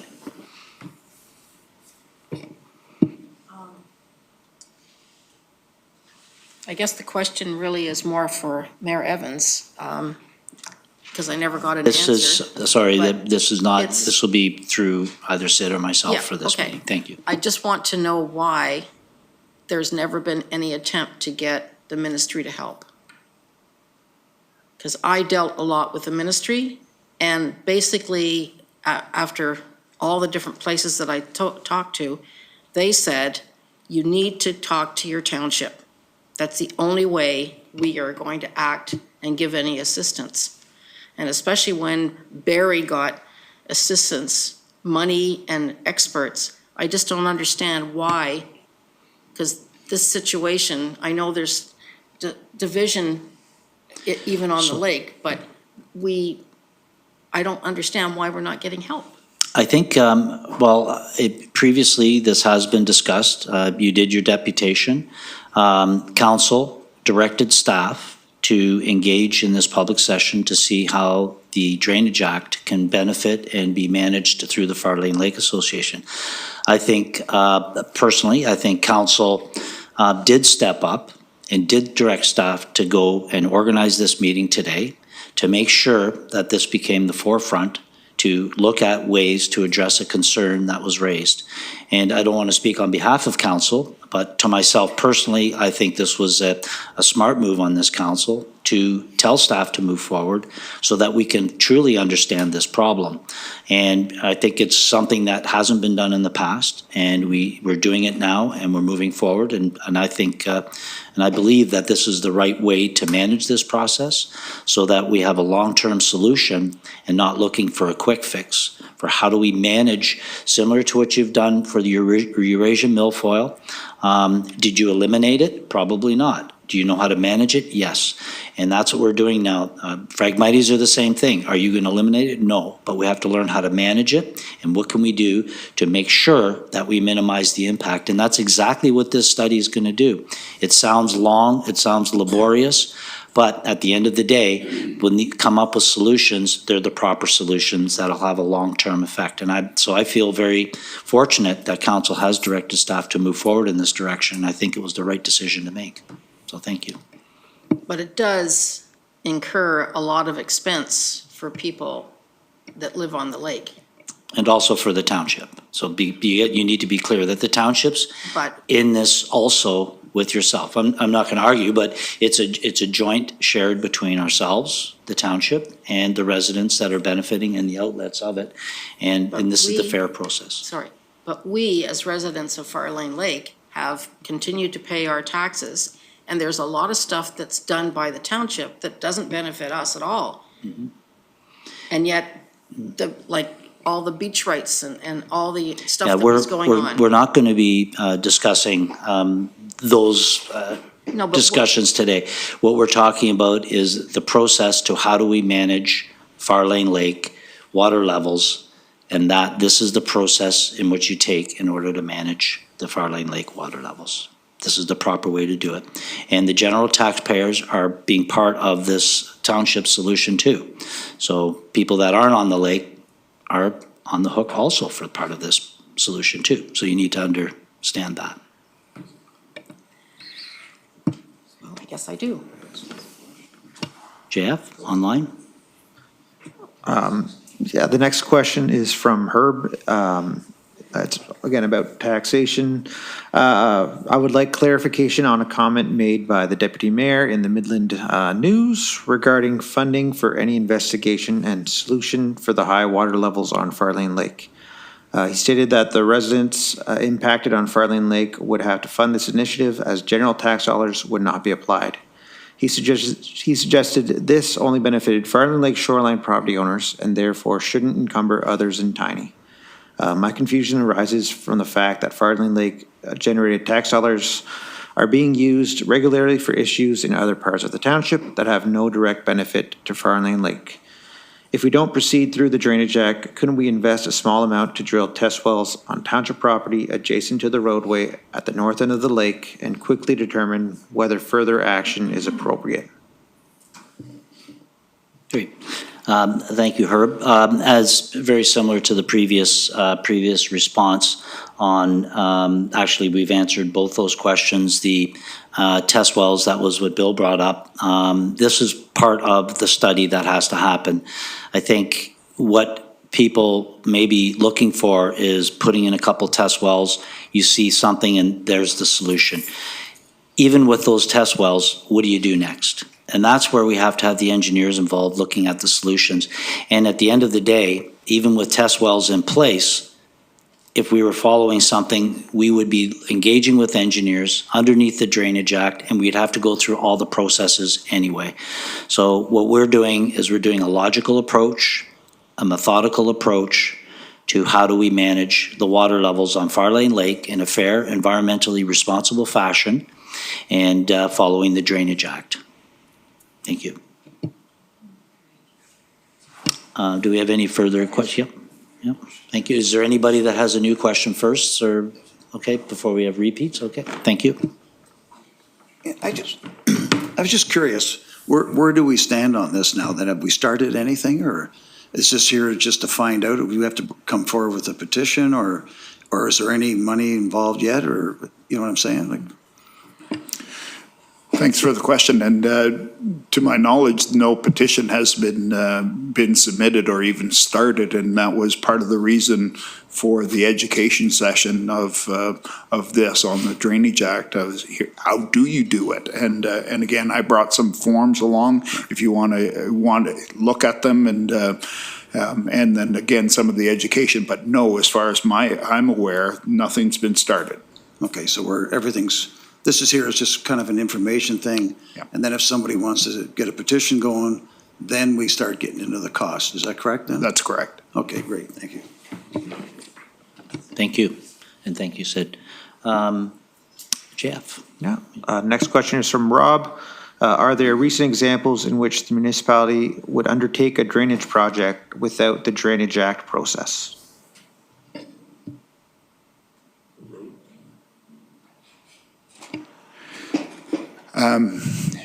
Are there examples? Yeah, there probably are across the province examples of projects that are undertaken by municipalities. I'm going to tell you the story of LaSalle. LaSalle is just south of Windsor. In Essex County, so this is Essex County in southwestern Ontario. There are hundreds, if not thousands, of municipal drains in that area. LaSalle decided to take a different approach, and they were going to pay everything out of the general funds of the municipality. And they started that about 70 years ago, and they are now actively trying to get out of that and make it user pay again, because they can't afford to continue to fund these public drainage systems through the township funds. So yes, there are some that do it that way, but that's the exception. And my advice has always been to councils, think about it. If you solve one problem by paying for the results or the studies through the tax base, where do you stop? There's some farmers that probably want drainage systems built. There's some probably cottage owners. Where do you stop? So it's a decision that council needs to be aware of in doing it outside of the Drainage Act. And I could just add a little bit to that. We do, obviously, our projects that we do within the township, we do constant ditching to keep our ditching and our drainage networks working. And to be perfectly honest, my house is on a municipal drain. If there's any work that gets done in my drainage network, everybody that benefits, which is my own personal home, will have to pay for that maintenance. So my house is personally on one. I know what this is all about. I'm very fortunate. I do have good drainage out in front of my house, but if there's any work that has to be done on that drainage network, the township will take all the benefiting properties, divide by, equals what Tim pays. So I'm on one of those now with my particular house. There was something when the house was built that they paid extra to have the municipal drain in place. So the municipality is not responsible to maintain the drainage at my neighborhood. That becomes my bill at the end of the month. So, but we do lots of drainage projects. We are constantly making sure our ditches are clear. We constantly make sure our natural streams and our drainage networks are kept open. But when it comes to reconstruction of new drainage networks because of an identified problem, that's when the Drainage Act becomes a factor. So where were we online? So it would be audience question. No, sorry. Yeah, where did we leave off? Okay, we'll go. I was online? Online. Okay, that's good, thank you. Do we have anybody from the audience that would like to speak again? No? Okay, JF, from something online? Yeah, the next one is from Luana. Given the environmental sensitivity of the area and the varying needs of property owners, who decides what is the correct water level for the lake?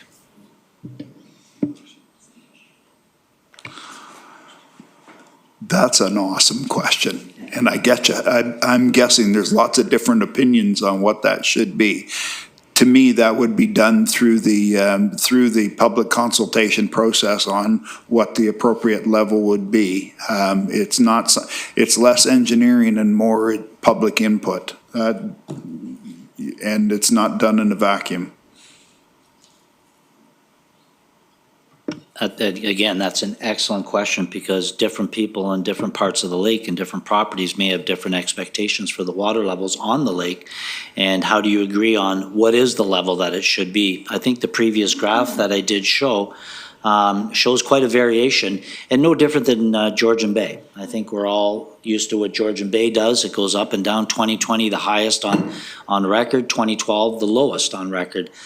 Georgian Bay is on a decline right now. It will continue to decline. And then what we see is it goes back up again. Very cyclical. What's the perfect water level? I guess it depends on where you live. And that also becomes part of the process to come up with some sort of a consensus, and that's through the engineering. And then once you decide on that, the big question is, how do you manage it? And that's where the big question is, how do you manage it? And that's where the engineering comes in as part of that, because that's important. The lake, you want to maintain a good lake. I think one of the big things, fisheries and the health of the lake is extremely important. And so how do you maintain the health? How do you maintain proper levels? How do you, and all these factors come in, and that's what the engineering report will come out at the end of the day to recommend, and that's why it takes a few years. These are not quick studies that happen. So I thought that was an excellent question. Do we have anything more internally here before we go? I think we have enough time. We can do one more question, and then and just to remind everybody at home that we do see your questions, and so they won't be lost. And so if we didn't get to them, we thank you very much for participating. Well, it seems very complicated to divvy up who's paying what. For instance, on Tim Court, in that subdivision, I own 1/93rd of some parkettes and parks that are on the water, and as do all the other 93 people. It sounds very complicated to, who's gonna pay what? Would the township figure this out somehow, or? Thanks again for the question, and it would be the engineer appointed under the Drainage Act. The engineer, once they've landed on a recommended solution and they've done the design and they've tallied up the costs, then they would investigate every property and say, what's your contributions? How do you benefit, if at all? There are some properties that may not benefit at all. And then what is your contribution in terms of water? And they would analyze it. We just, back to the Holland Marsh again, we actually updated an assessment schedule for them, and we investigated every property in the marsh and said, well, your property is 2 acres, but a quarter of it is greenhouses, and so there's a lot of runoff there, and some of it is a commercial yard, and we investigated each one of them, and so it's based on the actual, not the actual, an estimate of the runoff contributions. And we had 0 appeals because no one could argue with the logic, right? Impact's not looking after it, are they? No. Okay. No comment. Thanks, Bill. Okay, well, we've come to the end of our session in the PIC, so just want to just do a couple of very brief, we're 7:57, so some of the next steps following the PIC today, we're going to summarize the comments related to the public feedback that we received both internally here today and also from our participants online. We're working with our drainage superintendent to summarize options for studies and options for future works, and then finalize the data and information for a report to council. And I put a tentative time frame up there of February, March. It's going to take us a little bit between the end of the year. We're just getting all our budgets, and we'll start working on this hard next year and get a report to council, because I know this is something that everybody wants to see. And within that, we're going to be identifying the next steps from our township drainage superintendent, staff, public input, start to look at some very high-level costs and timing, identify some funding sources, so general tax base, local improvements, grants maybe that are potentially available. seek council direction and carry out council-approved direction. And then obviously, the main thing is keeping open communication with Farlain Lake and the residents. The association has a great communication tool, and so we continue to use that. And I know both Scott and Elizabeth do reach out for input to make sure that those updates are accurate and timely, so we'll continue to do that. In the meantime, through the next steps, obviously, we thank everybody for your attendance coming in tonight. It was kind of like I said, a little bit of a nasty night out there, and I see we've got a fair amount of people that signed in. We don't know how many people are watching on YouTube, and we had an awful lot of questions that we still have yet left.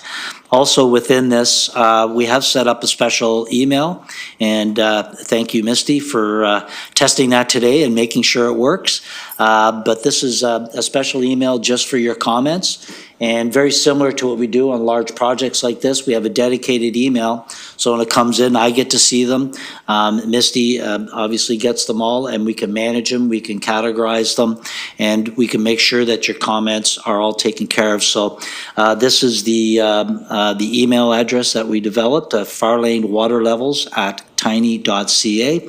We thought that might be fairly easy to follow, and we encourage people to keep all of it. We want to see some good positive comments, some ideas, and some of your thoughts, and we'll keep the ball moving forward here. And again, I'd just like to thank everybody for your patience, listening to the education part of it, and thank you for your great questions, and looking forward to continue working forward on this and making sure that we ensure that this project is kept moving forward. So thank you very much, everybody, and have a very pleasant evening, and if we don't see anybody, have a Merry Christmas.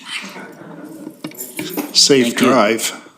Yes, and thank you, Sid. I'd like to, special thanks to Sid for coming in today, JF for monitoring, JF Robitaille, our engineering manager, and obviously Misty is the backbone to the organization, keeps us all on the straight and narrow, and Mayor Evans for your comments at the start. Thank you, everybody.